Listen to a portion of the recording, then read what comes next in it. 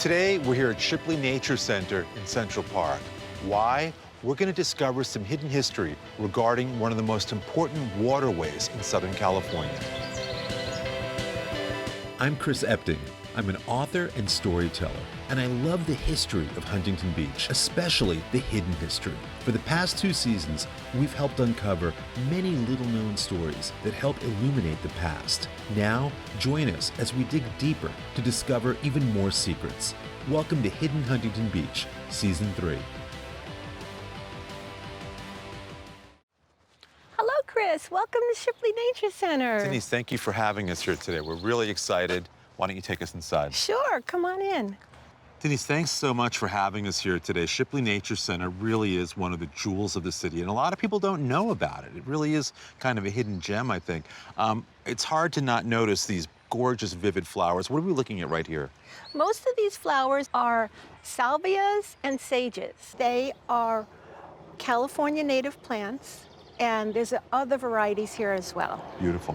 For those who don't know, Denise, talk a little bit about the origin of Shipley Nature Center. Who is the center named after? When did it open? Give us the backstory. Okay, so in 1974, when the park was formed, Dr. Donald Shipley, he was then a council member and mayor, he wanted to preserve this area, and it was until 2002, and then it required a lot of restoration of the habitat. And so the Friends of Shipley Nature Center were formed in 2002. And who formed that? Shirley Detloff was the main person. She was in city council at the time, and she knew that if a Friends group did not come in and save Shipley Nature Center, who knows what would have happened. Right. And we've been maintaining and operating it since then. Fantastic. In partnership with the city. For those who have never been here, how do you describe the experience of first coming through the gates and losing yourself in this natural paradise? You feel so immersed. You can hear the babbling creek behind me, the sounds of the birds. And as you go through the trails, you kind of get lost through the several different habitats. It's like walking through California 2 centuries ago.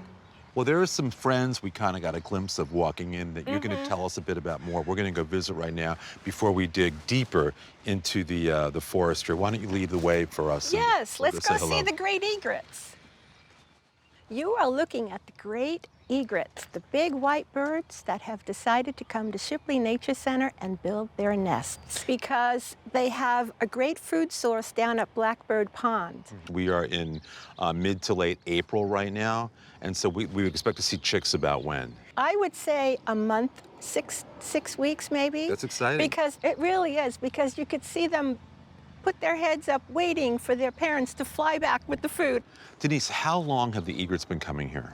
The egrets have been coming to Shipley Nature Center to nest for about 6 years now. Lucky you. Yeah, You surprising. watch this every year. Yes, every year it's a big event.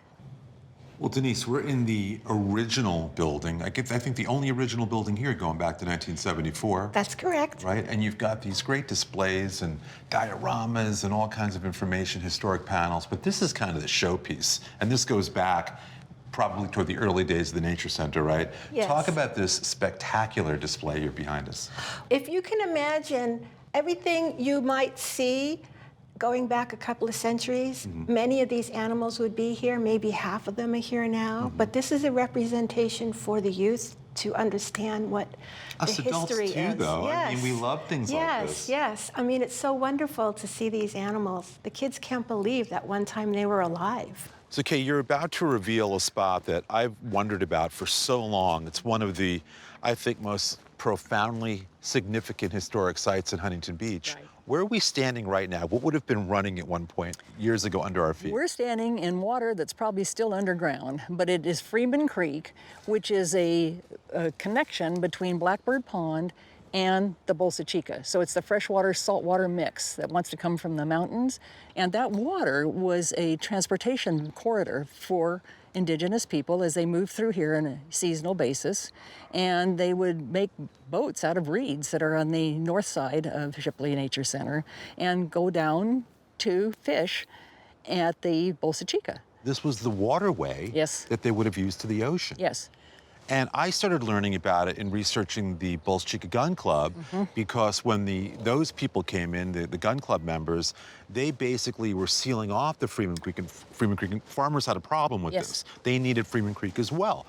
And you were saying there's actually still water underground right here where we're standing, right? Of course, it's soggy. Some of it's soggy. The east side of Blackbird Pond is very soggy. In fact, we've just put in with the city a application for a grant to reroute the trail on the east side of Blackbird Pond. It's too soggy. Kay, can you ever imagine a time when water would once again flow here through Freeman Creek? Is it even physically possible? Physically, it's possible. Centuries from now, though, because we have so invaded the natural flow of things, we humans, that the planet will have to heal itself in order for this to reoccur.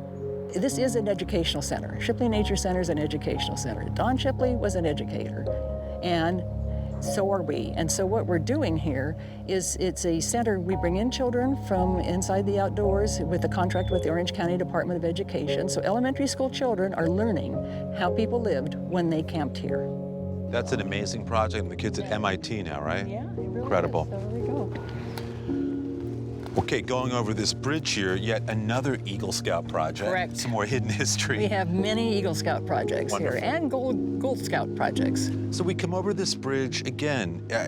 You can't help, or I can't help but think about what it had to be like ages ago when the water would be rushing by, Native Americans on boats, hunting, going out to the ocean, fishing.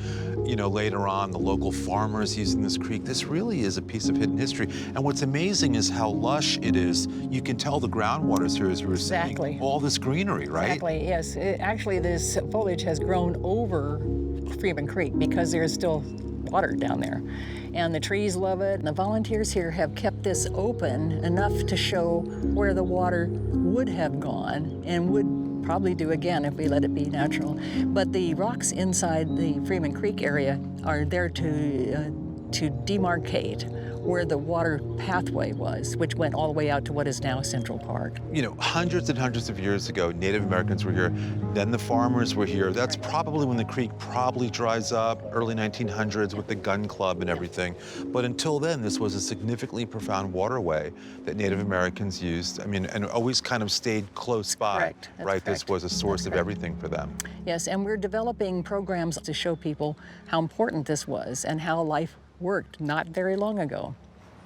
All right, so very carefully. Okay, we are in a redwood forest in Huntington Beach. I know. Redwoods did grow all the way down the coast of California at one point. These were planted in the 1970s. They were planted, and we have planted them and preserved them to show the history of California. And the coastal redwoods were, in fact, all the way down the coast. The word you just used, the history, there is something very historic being back here. As we've wandered around all morning here, you really do feel the history of California. And a lot has to do with Don Shipley, who you knew. Absolutely. What was he like? Well, he's a professor at Cal State Long Beach and mayor of the city of Huntington Beach. Well, he was a lot of fun. He was a real old Connecticut Yankee, for one thing. But he was vitally interested in the importance of nature to humankind. Well, I'm sure Don would be very happy to know what good hands everything's been in. And Kay, before you wrap up here, because of COVID and everything, you've got a new need for volunteers, right? Let's talk about it, because I think people at home, I know, will want to be a part of this, will want to come out and help. People always ask, why isn't it open more? Why can't Shipley be open every day? And the reason is you need volunteers. Talk about what your needs are right now. We absolutely need volunteers. We can open Shipley right now between 9 and 1 on Friday and Saturday mornings only, because that's all we can staff. Volunteers are needed to welcome people, to make sure that they are out of the nature center when we lock up, and to make sure if there's any problems that we take care of them, to tell people, you know, you can't bring human food in here, you can't bring animals in here. So we need to rebuild our volunteer corps. And if we rebuild it, we will open more hours. It's all dependent on the number of volunteers we have. So we welcome people to look at our website and find out just how to apply. And we can tell you more, and We can actually match hours to your schedule or projects to your interests. We're going to put the information here that people can contact you to get involved, because we want it open every day. We sure do. Selfishly, we want to be able to wander back here and get lost in nature. And we would be delighted to be open every day. The more volunteers we have, the more programming we can do, the more hours we can be open, and we are just Are you all hearing thrilled. this now? We need you to come down here. I think I may do it myself if you'll give me something That would to be do. excellent. I think it'd be a lot of We'd fun. love so it. we want people to get involved, to keep Shipley open all the time. Hey, thank you so much for having us back here, showing us Freeman Creek, the egrets. What an amazing morning we've had here. It really is wonderful. And we invite everybody, not to just volunteer, but come visit Shipley Nature Center, experience the hidden history, the natural history. It's all here. It's all waiting for you. Thank you to you and your team, Kate. Read all about it on our website. Thank you, Chris.